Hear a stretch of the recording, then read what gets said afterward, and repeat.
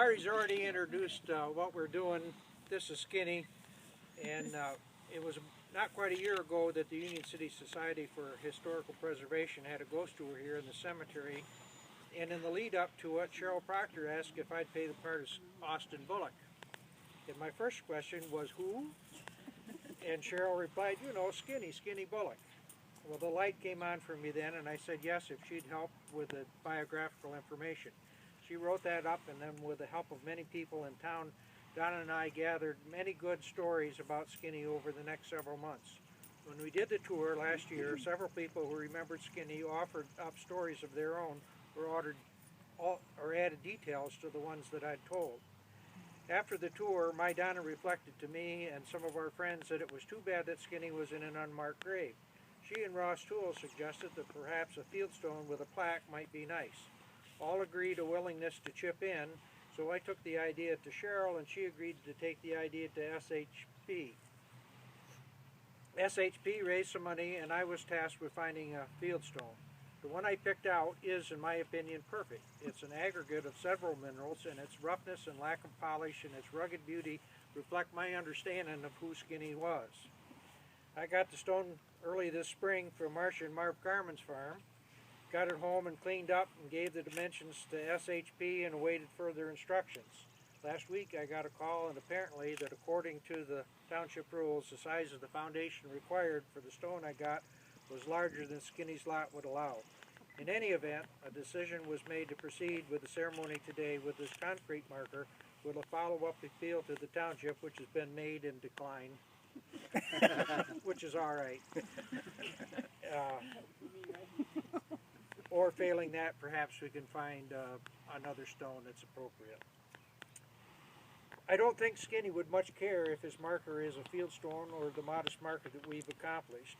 Rather, I believe that he would be touched that the good people in Union City got together and remembered him 37 years after he died. I think he'd be surprised that we celebrated his charm and lifestyle. I'm sure that Skinny would smile that his backwoods simplicity that we're honoring today was in his lifetime a source of ridicule and occasional embarrassment to him. Not that Skinny's life was ever much affected by others' evaluation of his lifestyle. His let the world do its own thing mentality served Skinny well in life, and no doubt we would all be a little happier if we had a little more of his independence from worrying about what others thought of us. One more story to add to Skinny's lore that I'm sure he'll also enjoy is that when we did the ghost tour last year, we did it in the wrong place. We were over here, a couple hundred feet. It's our hope that we've got it right today.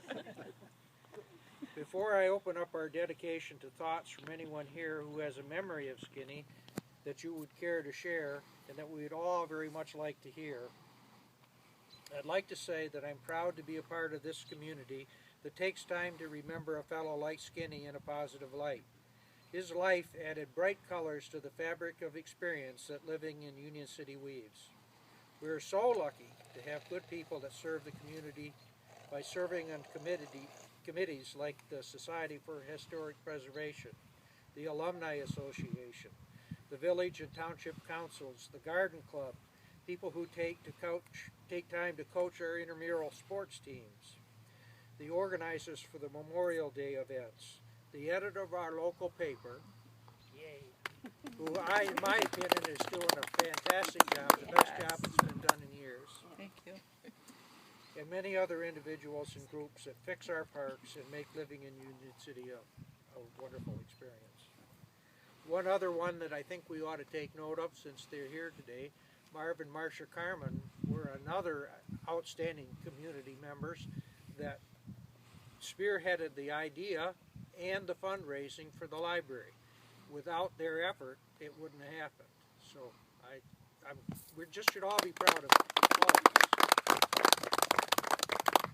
Now, we have another person that's added a lot of color to our fabric of our society here that's going to come up with a couple of stories about Skinny. Bill?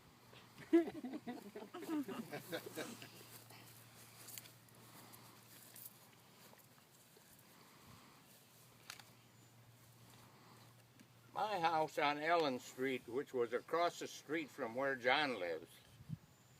You got it? And me too, don't forget me. Yes. Okay. She lives with him. Backed up to where Skinny's mother lived, and Skinny lived with his mother.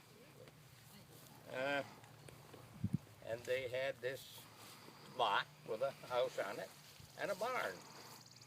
And as an entrepreneur, I needed a place to put things, if you know what I mean. And so I rented Skinny's barn. I think I paid him $5 a month. Maybe 10, but I doubt it was 10. I know me better than that. Probably 5. At any rate, I paid him $5 a month. And I put my stuff in there, whatever stuff I happened to have at the moment. And that continued for a number of years. And because he was right there in the proximity of me, if I needed some help, all I had to do was go in the back lot and find Skinny. There he was. And he used to work for me some. And I worried about him because we were getting stuff out of Mrs. Gregory's house, Willie's mother, up on Crane Street. And don't know who we were doing it for, but we were doing it. Probably the bank. But anyway, we were up there. And I don't know, I went... I have to jump in here about the bank. I'm sure that's totally rumor. It may be. You pointed at me, not you, Greg. No, I think they were administrator of Mrs. Gregory's estate, possibly.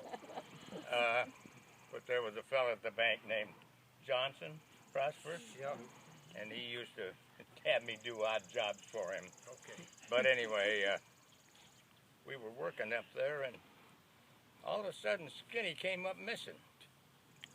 And I don't have any idea what year that was, but Skinny was getting on a little over middle-aged. And golly, I went looking for him. And he was around to the side, sitting in the shade. And I never saw anyone any more pale than Skinny was. And I said, "What's the matter with you?" He said, "I don't know." He said, "But I'm tired. Real tired. I just want to roll over here and lay down and go to sleep." I said, "Well, don't you go doing that. Let me go get you a glass of water." He said, "That'll be fine, but I'd rather have a beer." So I went and got him whatever I could find. And but it worried me, so I didn't hire Skinny anymore. I didn't want him to die at my hand. And so he didn't, and I didn't call him anymore. But prior to that time, there was a fellow named Jay Cox from Battle Creek who was a septic tank expert, unquote. And so I had a septic tank went bad on Ellen Street, and he said, I've got some blocks that will make you a new septic tank out of. But he said, you got to get someone to dig you a hole. And I said, okay.